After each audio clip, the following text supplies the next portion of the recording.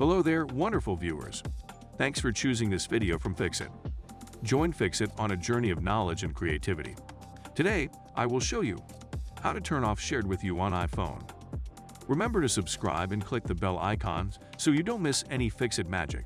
Let's get started. First of all, open up the Settings app on your iPhone and then scroll down until you see an option called Messages.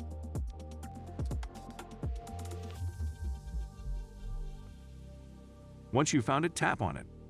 Then tap where it says Shared with You.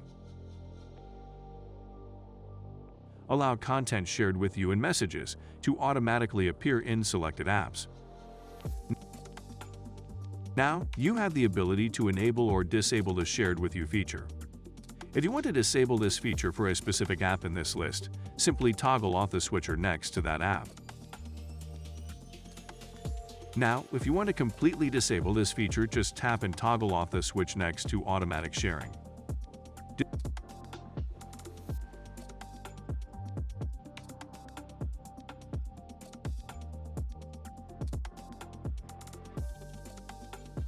Did this video help you? Comment below if I fixed your problem. Hit the subscribe button for more tutorials. Your input fuels us. Comment something below you would like to see fixed.